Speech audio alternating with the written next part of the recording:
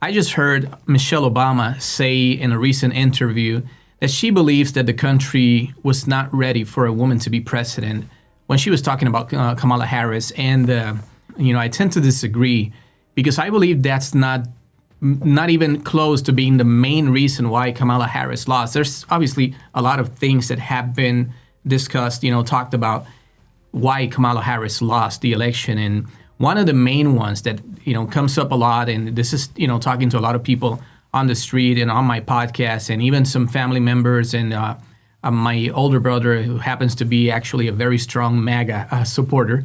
Very interesting dynamic that we have going on there. And he always, tells me that one of the things that he knows that they were able to take advantage to exploit was the fact that the Democratic Party didn't do a primary.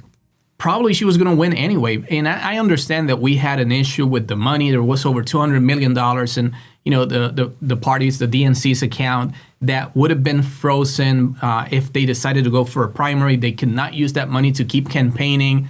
And it was, such a short time, 6 months away from the election, to stop advertising so that you can just run this primary all of a sudden. I'm pretty sure they could have come up with something. They didn't. And they decided it was better for Biden to just, point to Kamala Harris and say, you're the one.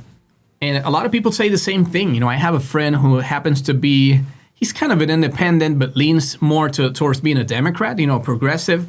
And he tells me a lot that he hated the fact that they didn't do a primary. He tells me, I don't like the fact that the Democratic Party seldom has allowed the people, the voters, to actually have the candidate that they wanted. And he brought up the fact that Bernie Sanders was a very, very strong candidate back, in 2016. And he says that the highest, people in the party, I believe he mentioned the Obamas during that conversation and some others that wouldn't support Bernie. And they just didn't see that that's the person that voters wanted. And that happens to be one of the problems that I believe affected Kamala Harris way more than the fact that she was a woman, right? So if Biden had retired way sooner and that would have opened the doors timely for a primary, then who knows? Maybe Gavin Newsom would have ran, maybe AOC would have ran, Josh Shapiro, Pete Buttigieg, all these different, great candidates, J.B. Pritzker, Gretchen Whitmer. Probably we would have had a different result. Maybe Kamala Harris, like I said, maybe Kamala Harris would have won anyway. But we don't know that. But the fact that they didn't do that, I think those two things are very, very damaging. Biden didn't give her enough time to prepare. I don't think she had enough time to prepare herself and to prepare the country, right? To allow the country to know her and to see her in a different light, because it was such a short time. And then you had Elon Musk, pouring in millions of dollars, and Donald Trump and the Republican Party, they were framing Kamala Harris, to be this monster who wanted to just, turn every single kid into a gay, lesbian, or trans kid or something, or even change their sex. So it was crazy. And so that's one thing. Biden should have left, sooner. Then they should have done the primary. And at that point, probably we would have had a different result. And the thing is that we know they did a lot, but there's things that they didn't tackle. They didn't address the price gouging crisis that we had during those 4 years coming out of the pandemic. Coming out of the pandemic when things started to get better, then you didn't have the same supply chain, blockages or shortages. Things started to get better, and then we have, unfortunately, high inflation, but the economy is still growing. So unfortunately, it's not like prices would fall and manufacturers would start lowering prices, or inflation could go down because, the economy is slowing down. The economy wasn't slowing down. It was actually growing. So that was that dynamic that we had going on, which made it very difficult for them. But still, they probably could have done a little bit more. And then Kamala came out and she started promising, hey, I'm going to tackle, price gouging. We're going to do this, which sounded great. We're somehow going to deal with the affordability crisis where you guys are feeling it the most. We're going to tackle the rent prices, and we're going to tackle price gouging in a way that it's not going to be like, communist and extreme countries do it, like just trying to take control of everything. No, obviously the government was not about to start setting prices. It was more of combating and investigating these companies that were trying to exploit consumers in a very dishonest way.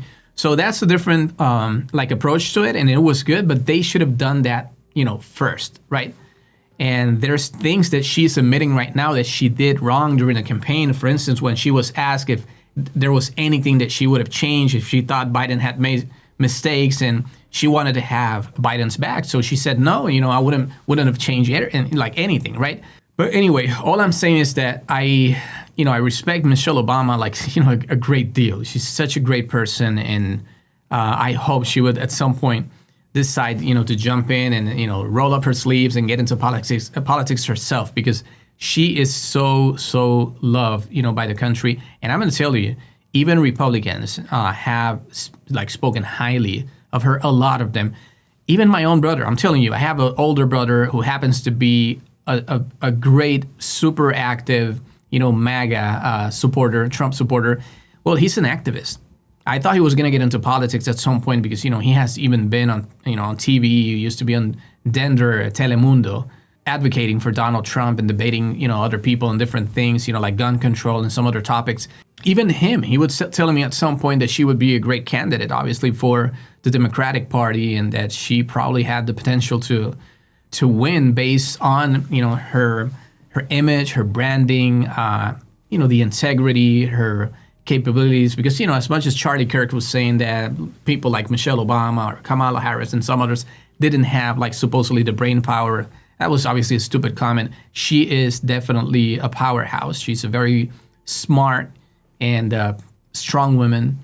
Definitely a high IQ, elevated IQ, in my opinion, and EQ too. She definitely shows to have very strong emotional, intelligence too, and great skills and talent. So will that happen? I don't know. But still, as much as I love her and respect her, I believe that there is probably some truth to that, because if you look at the whole history, president after president, it's been a man. It's been a man, and not only it's been a man, it's been always a white man until Obama.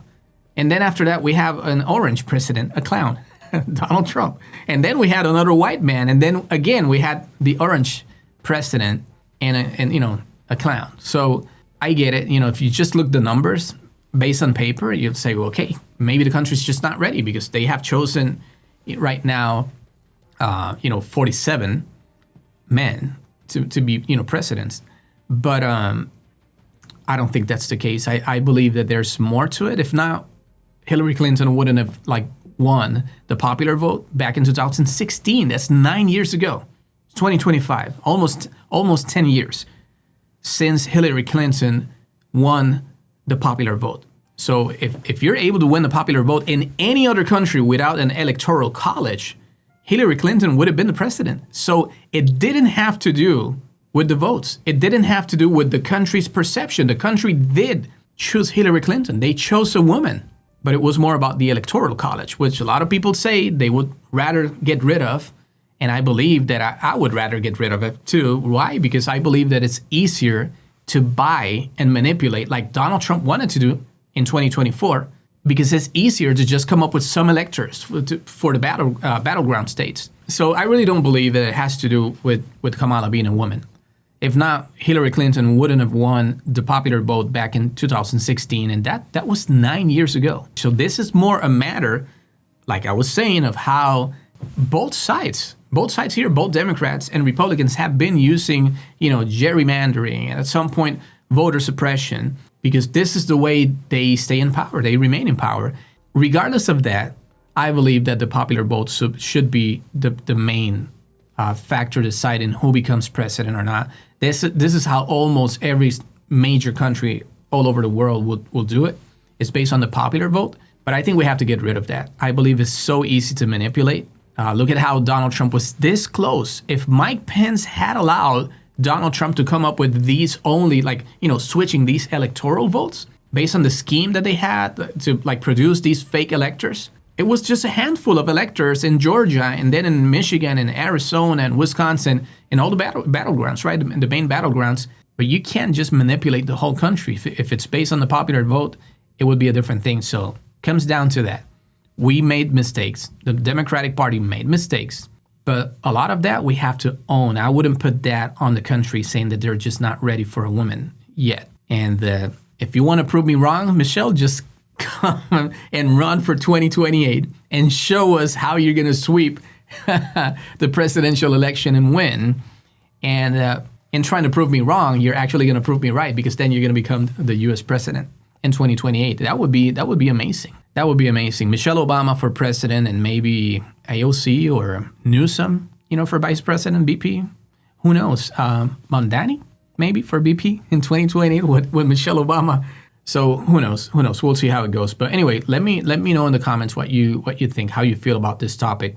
If you really think that Michelle Obama is right and that we're not ready, I'm not saying that may not play a role, that may not influence. Maybe some people believe that women are still not ready because of, like, I don't know, some stupid interview I saw somewhere sometime. Some woman saying, like, oh, a woman can't be president. I believe it was during Hillary Clinton's campaign. Maybe Jimmy Kimmel, one of these shows. A woman, a Republican, saying, like, oh, what if she gets, like, hot flashes? Something like that. But people are like, hot flashes? Look at Donald Trump. This guy's a hot mess. Apparently he's going through hot flashes right now. So anyway, let's wrap it up. I'm going to leave it at that, and I'll read the comments later on. Thank you for tuning in, and I'll see you on the next episode. Take care.